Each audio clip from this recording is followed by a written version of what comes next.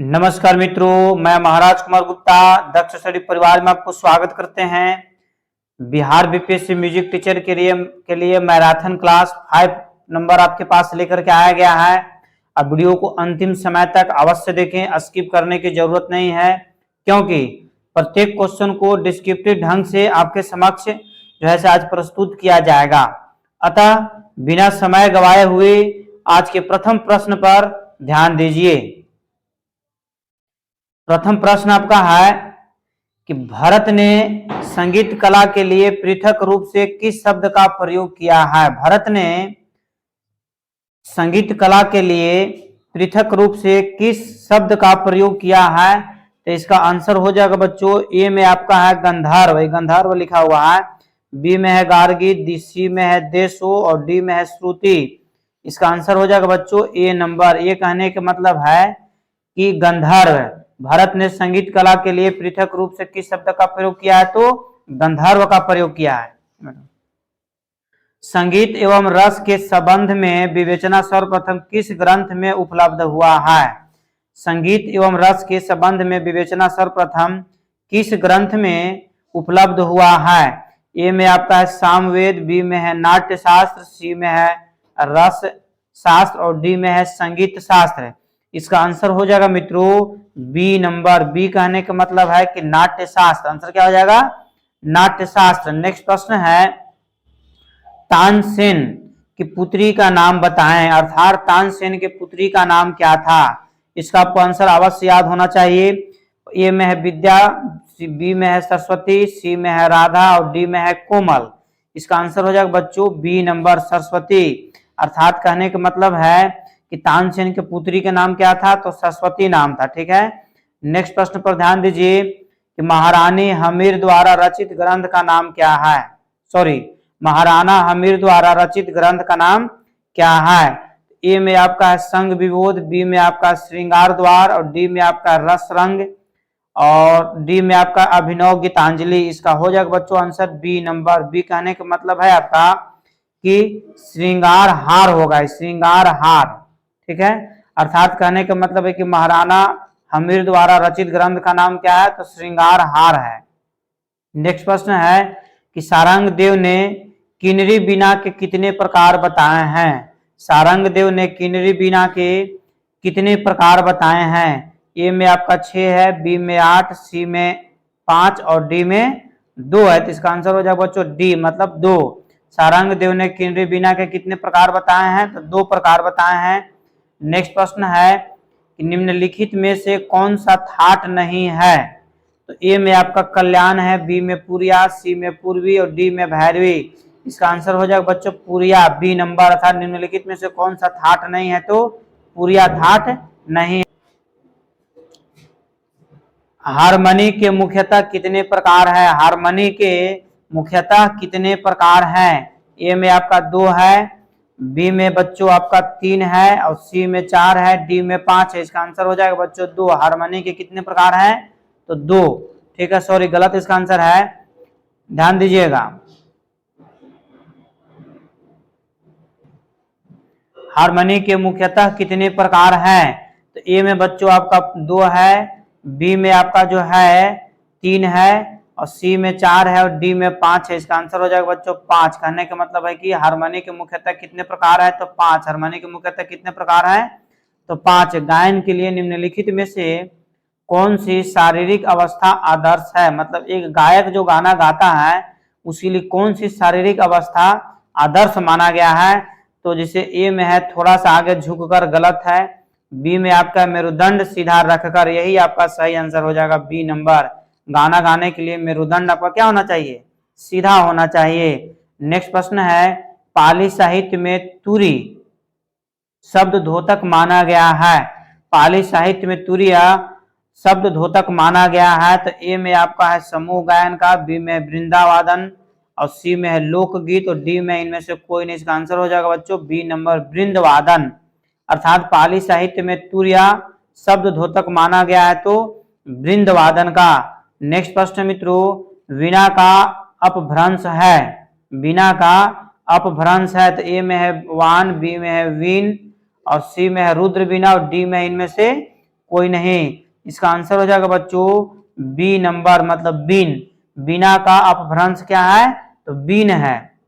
Next प्रश्न है कि टप्पा निम्नलिखित में से किस प्रकृति की गायन शैली है? टप्पा निम्नलिखित में से किस प्रकृति की गायन शैली है? ए में आपका गंभीर है, बी में बचल है, सी में शांत है और डी में रुद्र है। इसका हो जाएगा बच्चों रुद्र। टप्पा निम्नलिखित में से किस प्रकार की गायन शैली है? तो रुद्र शैली है। टप्पा निम्नलिखित में से किस प्रकार की गायन शैली है? तो रुद्र शैली है। नेक्स्ट प्रश्न है उत्तर भारतीय बीना को कहते हैं। उत्तर भारतीय बीना को कहते हैं। ए में आपका है रुद्र बीना, बी में है उच्छपी बीना, सी में है सरस्वती बीना और डी में है बीन। बताइए इसका क्या आंसर होगा? इसका आंसर हो जाएगा बच्चों अच्छपी बीना। क्या हो जाएगा? अच्छपी बीना। अर्थात उत्तर भारतीय बीना को क्या कहते हैं? तो अच्छपी बीना कहते हैं। राजा रघुनाथ द्वारा रचित ग्रंथ का नाम क्या है? राजा रघुनाथ द्वारा रचित ग्रंथ का नाम क्या है? ए में है संगीत कौमुदी, बी में है संगीत सुधा और सी में है संगीत राज और डी में है संगीतामृत। इसका आंसर हो जाएगा बच्चों बी नंबर संगीत सुधा। राजा रघुनाथ द्वारा रचित ग्रंथ का नाम क्या है? संगीत सुधा। राजा रघुनाथ द्वारा रचित ग्रंथ का नाम क्या है? तो संगीत सुधा।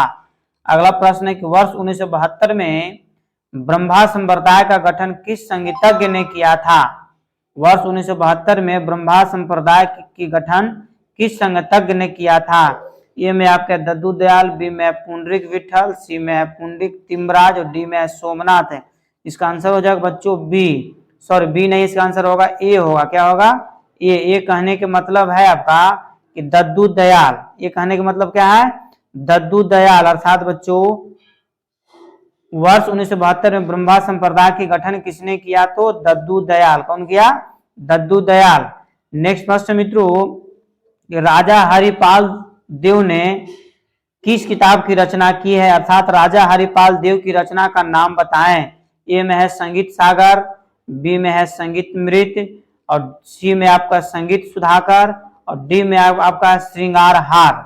तो इसका आंसर बच्चों हो जाएगा आपको संगीत सुधाकर, सी नंबर संगीत सुधाकर इसका सही आंसर है। राजा हरिपाल देव की रचना का नाम है तो संगीत सुधाकर। नेक्स्ट प्रश्न मित्रों कि सप्तंत्री बीना के लिए या फिर सप्तंत्री बीना का अन्य नाम क्या है?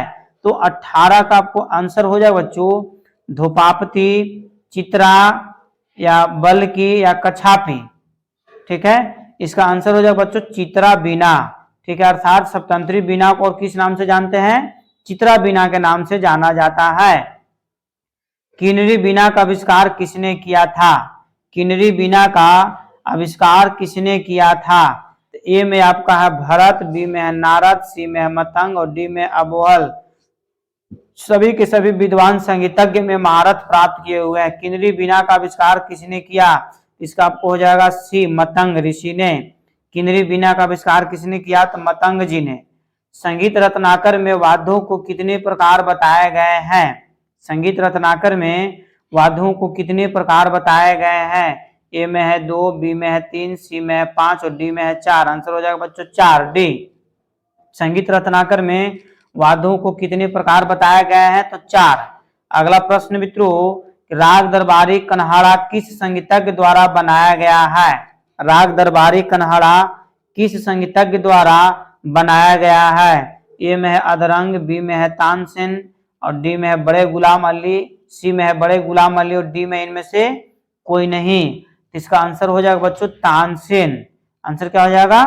तानसेन। तानसेन कहने का मतलब है कि राग दरबारी कन्हाड़ा किस संगीतज्ञ द्वारा बनाया गया है? तो तानसेन द्वारा। रागों के समय सिद्धांत के अनुसार भारतीय रागों को कितने वर्गों में विभाजित किया गया है? कितने वर्गों में विभाजित किया गया है? ठीक है बच्चों, कितने वर्गों में विभाजित किया गया है? तो ए में है 4, बी में है 8, सी में है 2 और डी में है 3। इसका आंसर हो जाएगा बच्चों 3। रागों के समय सिद्धांत के अनुसार भारतीय रागों को कितने वर्गों में विभाजित किया गया है? तो 3 वर्गों में विभाजित किया गया है। उत्तर भारतीय संगीत में कौन सा स्वर को अस्थाई माना गया है? ठीक है, उत्तर भारतीय संगीत में कौन से स्वर जो ऐसे अस्थाई माना गया है, अस्थाई स्वर है? तो आपका इसका आंसर हो जाएगा ए में है मध्यम, बी में है पंचम, सी में है धैवत और डी में है ऋषभ है। इसका आंसर हो जाएगा मित्रों ए नंबर मध्यम। क्या हो जाएगा? मध्यम। नेक्स्ट प्रश्न है संगीत सुधा ग्रंथ का रचना काल है। संगीत सुधा ग्रंथ का रचना काल है, मतलब संगीत सुधा ग्रंथ की रचना कब हुई? तो 1614 में, 1490 में, 1680 में, 1690 में। इसका आंसर हो जाएगा बच्चों ए नंबर 1614 में। संगीत सुधा ग्रंथ की रचना कब हुई? तो 1614 ईस्वी में। टप्पा निम्नलिखित में से किस प्रकृति की गायन शैली है? तो गंभीर, वचल, संत या रुद्र? इसका हो जाएगा बच्चों रुद्र, डी नंबर। टप्पा निम्नलिखित में से किस प्रकृति की गायन शैली है? तो रुद्र शैली है। नेक्स्ट प्रश्न मित्रों, संगीत मरकंद ग्रंथ में उल्लेखित बीना का नाम क्या है? संगीत मरकंद ग्रंथ में, संगीत मरकंद के लेखक है नारद साहब हैं, ठीक है। परंतु यहाँ पर क्वेश्चन है कि संगीत मरकंद ग्रंथ में उल्लेखित बीना का नाम क्या है? तो ए में आपको है ब्रह्मा बीना, बी में है रुद्र बीना, सी में है सरस्वती बीना और डी में है घोषका बीना। इसका आंसर हो जाएगा बच्चों रुद्र बीना। संगीत मरकंद ग्रंथ में उल्लेखित बीना का नाम क्या है? तो रुद्र बीना। अगला क्वेश्चन है कि उत्तर भारतीय संगीत में कौन सा स्वर अचल कहे जाते हैं? उत्तर भारतीय संगीत में कौन सा स्वर अचल कहे जाते हैं? ए में आपका षडज है, बी में, ए में षडज और धैवत है, बी में षडज और पंचम है, सी में षडज ऋषभ और डी में षडज और मध्यम। इसका आंसर हो जाएगा मित्रों आपका षडज और पंचम, षडज और पंचम। उत्तर भारतीय संगीत में कौन से स्वर अचल कहे जाते हैं? तो षडज और पंचम। अगला प्रश्न है किस विद्वान ने संगीत में स्वरघात कारक का उल्लेख किया है? ए में आपका कवि कालिदास, बी में है भरत, सी में है लालमणि मिश्र और डी में है कोहल। इसका आंसर हो जाएगा बच्चों भरत। क्या हो जाएगा? भरत। किस विद्वान ने संगीत में स्वरघात का कारक का उल्लेख किया है? तो भरत ने। नेक्स्ट प्रश्न है आपका कि सुप्रसिद्ध संगीतज्ञ रामत्य के पिता का नाम बताएं। सुप्रसिद्ध संगीतज्ञ रामत्य के पिता का नाम बताएं।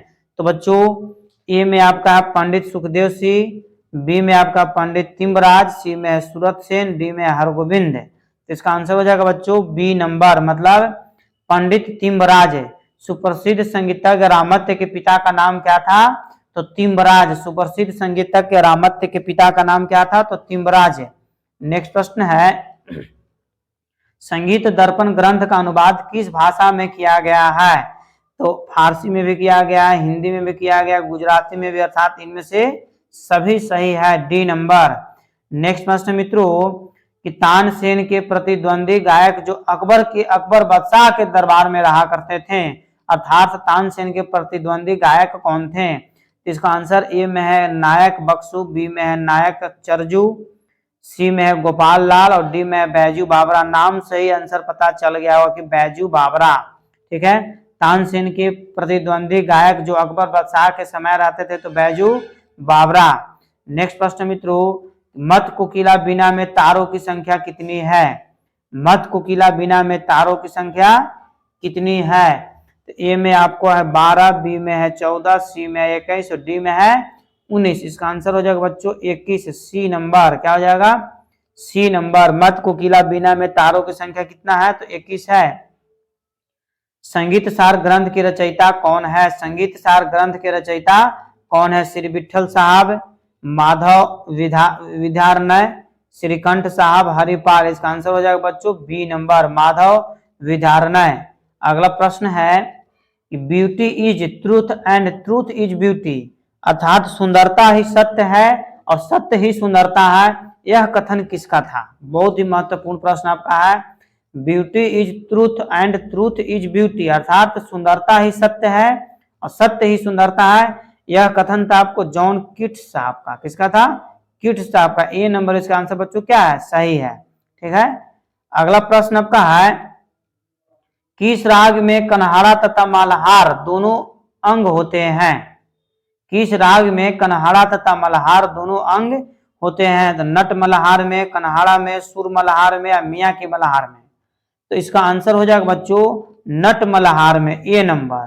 किस राग में कन्हाड़ा तथा मल्हार दोनों अंग होते हैं? तो नट मल्हार में। अगला प्रश्न है कि निम्नलिखित में से टप्पा किस ताल में गाया जाता है? निम्नलिखित में से टप्पा किस ताल में गाया जाता है? तो ए में आपका पंजाबी, बी में आपको हो जाएगा बच्चों पश्तो, गलत लिखा हुआ है पश्तो, ठीक है। और सी में आपका है एक ताल, और डी में ए और बी दोनों सही है। इसका आंसर हो जाएगा बच्चों बी नंबर, मतलब पश्तो। यही आंसर क्या है? सही है, ठीक है। निम्नलिखित में से टप्पा किस ताल में गाया जाता है? तो पश्तो ताल में, ठीक है। अब देखिएगा, एक ही स्वर को बार बार ठहरकर गाने की क्रिया को क्या कहते हैं? एक ही स्वर को बार बार ठहरकर गाने की क्रिया को क्या कहते हैं? इसका आपको आंसर कमेंट्स में अवश्य देना है। अस्थाई वर्ण, आरोही वर्ण, अवरोही वर्ण या सचारी वर्ण? इसका आंसर हो जाएगा बच्चों अस्थाई वर्ण। क्या हो जाएगा? अस्थाई वर्ण, ए नंबर इसका आंसर सही है।